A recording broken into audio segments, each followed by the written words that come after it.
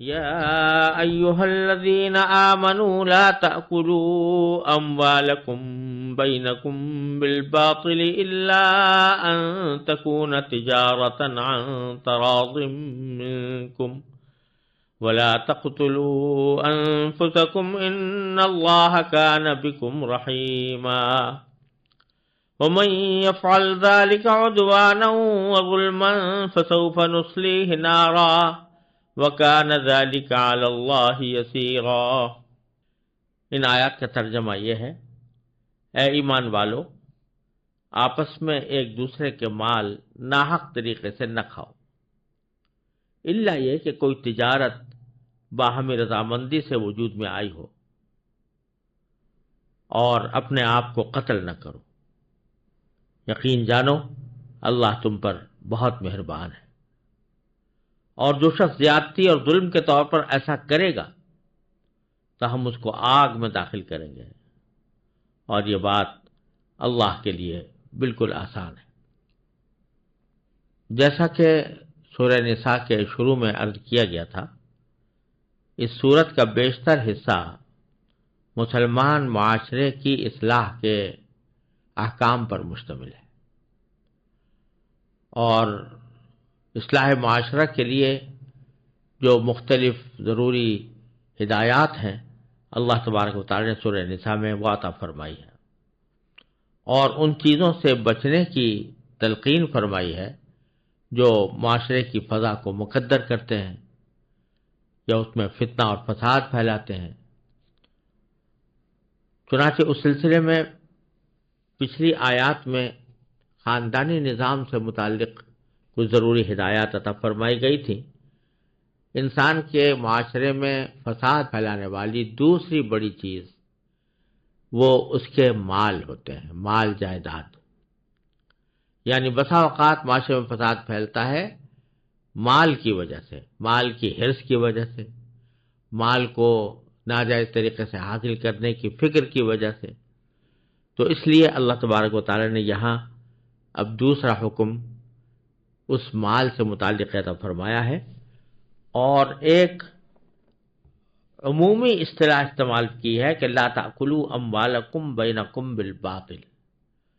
آپس میں ایک دوسرے کے مال ناحق طریقے سے نہ کھاؤ، ناحق طریقے سے۔ اس میں ساری وہ صورتیں آ گئی جو کسی کا مال ناجائز طریقے پر حاصل کرنے کی جو مختلف صورتیں ہیں وہ ساری اس کے اندر شامل ہو گئی۔ اور یہاں جو ایک خصوصی بات دیکھنے کی ہے وہ یہ فرمایا کہ لا تاکلوا اموالکم، اموالکم کے معنی ہے تمہارے مال، تو اپنے مال نہ کھاؤ یا تمہارے مال نہ کھاؤ، بظاہر تو اس کے معنی یہ ہوتے ہیں کہ خود اپنا مال آدمی نہ کھائے، لیکن در حقیقت محاورے کے لحاظ سے مراد یہ ہے کہ دوسرا کا مال نہ کھاؤ۔ لا تاکلوا اموالکم بینکم، آپس میں ایک دوسرے کے مال ناحق طریقے سے نہ کھاؤ۔ اس میں اشارہ اس طرف ہے کہ در حقیقت اگر کسی کا دوسرے کا مال تم نے ناجائز طریقے سے کھا لیا اور ناجائز طریقے سے اس پر قبضہ جما لیا تو انجام کار وہ در حقیقت تمہارا ہی ہے، تمہارا ہی نقصان ہے۔ تمہارا نقصان اس لیے کہ وہ مال بھی تمہارا تھا، مال جو ہوتا ہے وہ پورے معاشرے کی ضروریات کو پورا کرنے کا ایک ذریعہ ہوتا ہے، تو آج اگر تم نے دوسرے کے مال کو کھا لیا تو وہ بحیثیت معاشرے کے ایک فرد کے تمہارا ہی مال تھا، اور تمہیں اس کی حفاظت اس طرح کرنی چاہیے تھی جیسے کہ اپنے مال کی حفاظت کرتے ہو۔ تو اس واسطے اس طرف بھی اشارہ موجود ہے کہ دوسرے کا مال کھانا یہ آدمی کو چاہیے کہ خود اپنے مال پر اس کو قیاس کر کے اس کی حفاظت کرے اور اس سے بچے۔ اور ناحق طریقے سے مال کھانے کی کیا کیا صورتیں ہو سکتی ہیں وہ بعض جگہ قرآن کریم نے دوسری آیات میں بیان فرمائی ہیں، جیسے سود مثلا، آگے مستقل احکام سورہ بقرہ میں گزر چکے ہیں اور آگے بھی آنے والے ہیں، اور بعض احکام خود رسول کریم سرورت عالم صلی اللہ علیہ وسلم بیان فرمائے کہ فلاں فلاں طریقوں سے مال حاصل کرنا حرام ہے یا ناجائز ہے۔ تو ان سب سے ممانعت کی جا رہی ہے کہ اپنے آپس میں ایک دوسرے کے مال ناحق طریقے سے نہ کھاؤ. اس میں چوری بھی داخل ہے، اس میں غصب بھی داخل ہے، زبردستی کر کے کسی کا مال چھین لینا بھی داخل ہے، اور ناجائز عقود یا ناجائز معاہدات، سود کا معاہدہ، قمار کا معاہدہ، یا ایسا معاہدہ جس میں کوئی ظلم ہو جو ایک فریق کا دوسرے فریق کے اوپر، وہ سب اس میں داخل ہے. البتہ فرمایا الا ان تکون تجارتا عن تراض منکم، الا کہ کوئی تجارت باہمی رضامندی سے وجود میں آئی ہو. یعنی دو شرطیں لگا دیں کسی کا مال حاصل کرنے کے لیے. ایک یہ کہ وہ تجارت کے ذریعے حاصل کیا گیا ہو، دوسرا یہ کہ وہ باہمی رضامندی سے حاصل کیا گیا ہو. نہ صرف تجارت کافی ہے، نہ صرف باہمی رضامندی کافی ہے، دونوں کا بیک وقت پایا جانا ضروری ہے. تجارت ہونا ضروری ہے، لہذا جو چیز تجارت نہیں وہ جائز نہیں، چاہے باہمی رضامندی سے کیوں نہ ہو. مثلا جوئے کا کھیل ہے، جوا کھیل رہے ہیں، دونوں باہمی رضامندی سے کھیل رہے ہیں، دونوں اس بات پر راضی ہیں کہ ہم یہ کھیلیں گے، جو جیتے گا اس کو ملے گا، جو ہارے گا وہ اس کو دینا پڑے گا. یہ ہار جیت کا جوئے کا کھیل آپس میں کھیلا جا رہا ہے، تو باہمی رضامندی تو ہے لیکن تجارت نہیں ہے. تجارت وہ ہوتی ہے جہاں پر کہ لین دین ہو کسی چیز کا، ایک طرف سے ایک چیز دی جا رہی ہے، دوسری طرف سے دوسری چیز لی جا رہی ہے، وہ ہے تجارت. اور تجارت میں یہ ہوتا ہے کہ ایک طرف سے کوئی چیز جو دی جا رہی ہے وہ کوئی قیمتی چیز ہوتی ہے، دوسرا جو دے رہا ہوتا ہے اس کی قیمت ادا کر رہا ہوتا ہے، اور جو چیز کے ایسی اس صورتحال پر مشتمل نہ ہو وہ تجارت کہلانے کی مستحق نہیں. سود ہو، جوا ہو، سٹا ہو، وہ سب کسی قسم میں داخل ہیں کہ تجارت نہیں ہے، چاہے باہمی رضامندی ہو.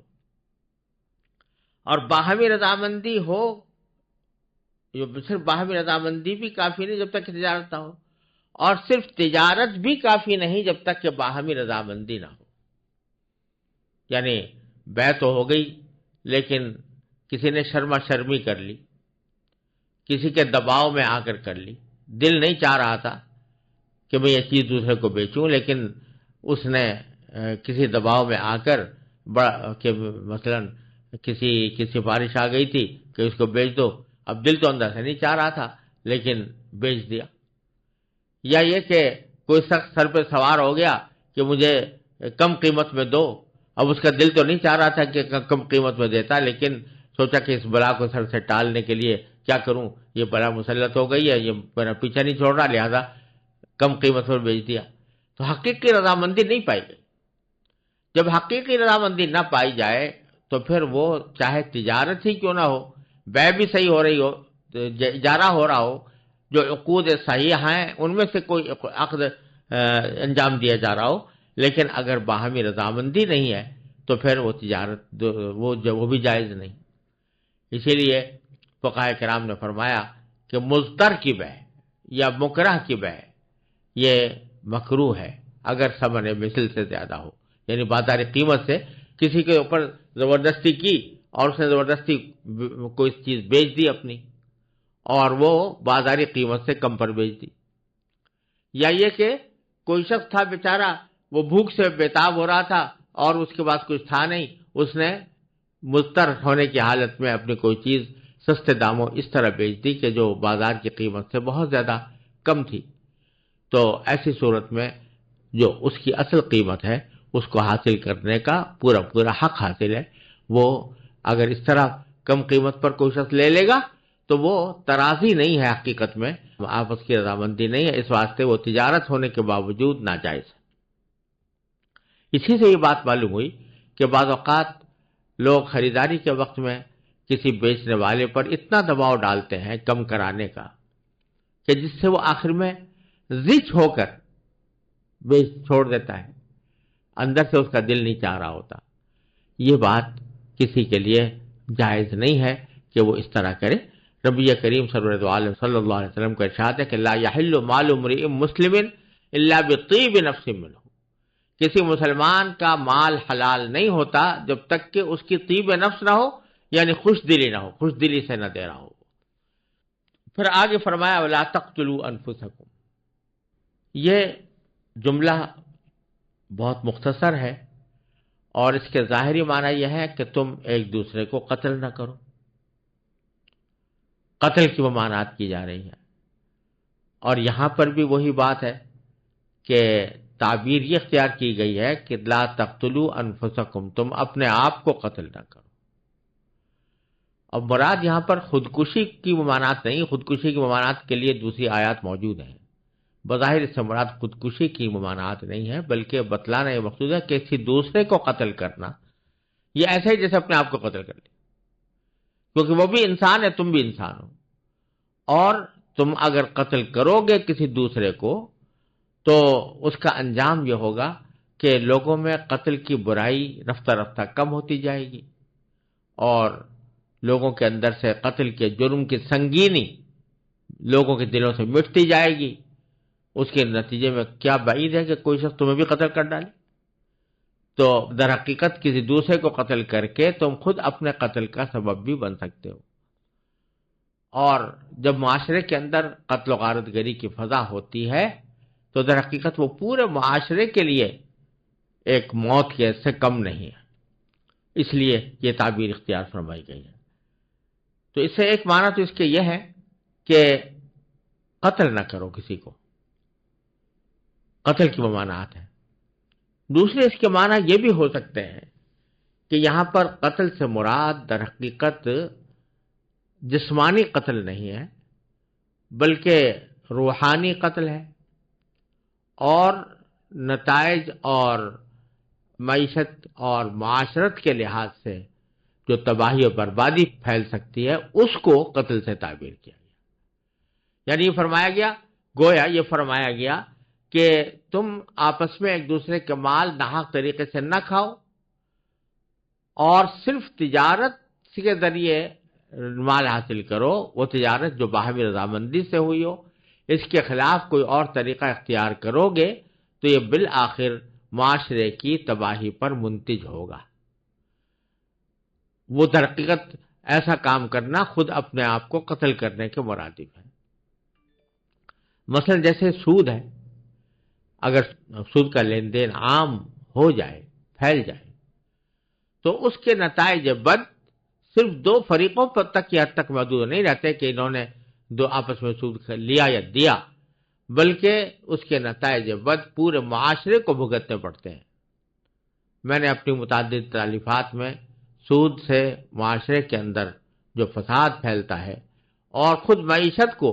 جو نقصان پہنچتا ہے اس کی تفصیل بیان کی ہے، اور بہت سے ماہرین معاشیات اس بات کے قائل ہیں کہ سود کی وجہ سے معاشی عدم استحکام